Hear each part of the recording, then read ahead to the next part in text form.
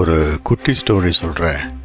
இந்த ஸ்டோரி வாழ்க்கையில் இருக்கிற தடங்கள் பற்றின ஸ்டோரி. ஒரு நாள் ஒரு ஃபார்மர் கழுதை அங்கே இருக்கிற கிணறுக்குள்ளே விழுந்துடும்.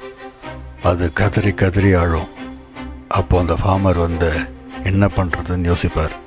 அப்போது அந்த ஃபார்மர் மனசுக்குள்ளே சொல்லிப்பார், எப்படியும் இந்த கழுதைக்கு வயசாச்சு, இந்த கிணறு வேற மூடணும். ஸோ எதுக்கு இந்த கழுதையை காப்பாற்றி டைம் வேஸ்ட் பண்ணணும்? அந்த ஊரில் இருக்கிற மக்கள்கிட்ட கூப்பிட்டு இந்த கிணறு மூடுறதுக்கு ஹெல்ப் பண்ணுங்கன்னு சொல்லுவார். அந்த மக்கள் ஓகேன்னு சொல்லி அந்த கிணறு மூட ஹெல்ப் பண்ணுவாங்க.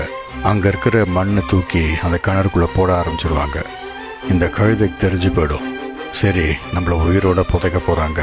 அது கத்தி அழும், கதறும்.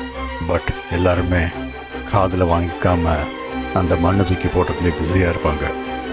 ஃபியூ மினிட்ஸ்க்கு அப்புறம் அந்த கழுதை அழுத்த ஸ்டாப் பண்ணிடும்.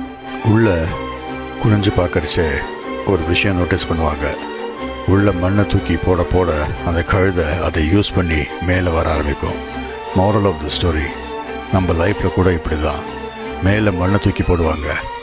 நீங்கள் எவ்வளோ மேலே போட்டாலும் நான் திரும்ப திரும்ப வருவேண்டா அப்படின்னு சொல்ல ஒரு திமிரு வரும். இந்த மாதிரி இருக்கிறது கர்வம் சொல்லுவாங்க. சொல்லிட்டு போட்டோம், இந்த கர்வம் இருக்கிறது நல்லது தான்.